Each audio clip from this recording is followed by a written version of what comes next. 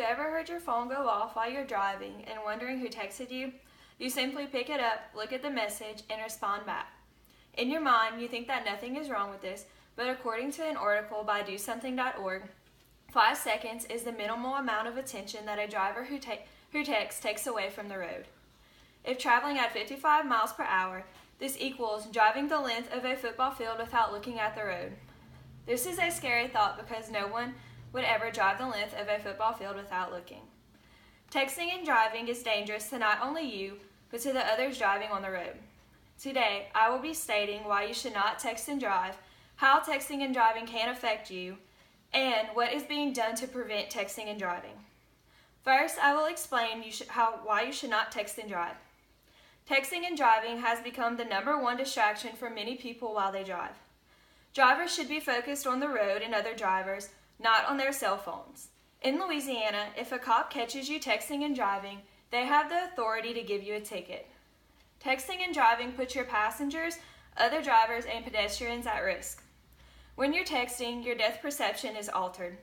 An example would be when a car in front of you is stopping, your perception does not detect the red brake lights, but it can detect the movement.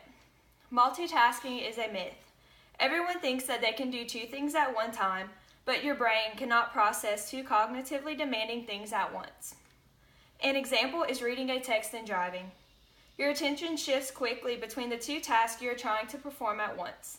In that short amount of time, a situation can quickly change in a moving vehicle. First thing how texting and driving can affect you is accidents. Texting has now become the #1 death in teen population by replacing drinking and driving. You are much more likely to wreck. In fact, it makes you 23% more likely to be involved in an accident.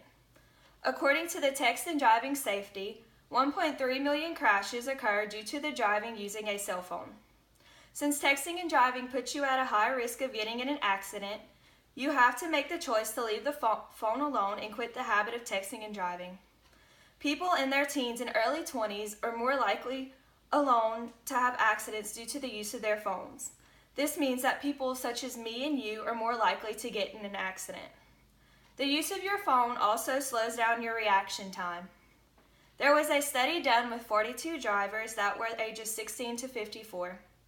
They were in an enclosed track 11 miles long and placed behind the wheel. The research was done on how long it took these drivers to react to a flashing light, first while driving without the use of a phone, then after attempting to text and read a message on their phone. The researchers of this study stated that normal reaction time ranged from about 1 to 2 seconds, but with a cell phone in hand, it increased 3 to 4 seconds. In this study, the texting drivers were 11 times more likely to miss the flashing signal light completely. The researchers also stated that the drivers with a distraction had a more difficult time driving straight and maintaining a constant speed. After stating why one should not text and drive due to the impact of the driver, there are reasons why people want these problems to be fixed. Many laws are placed against texting and driving. As I stated before, Louisiana is one of the many states that has laws against texting and driving. The penalty is $175 for the first time and $500 for any time after that. There are also campaigns that the state effects of having texting and driving. The 4 largest cell phone companies launched their own campaigns. AT&T launched their own "It Can Wait" slogan. These cell phone companies put out ads against texting and driving. There are apps that have been created to block texting while driving. One of them is called Cell Control. It is a device that is inserted under the dashboard and corresponds with an app that blocks the driver from sending or receiving a text while driving. It is designed for parents to use for their kids.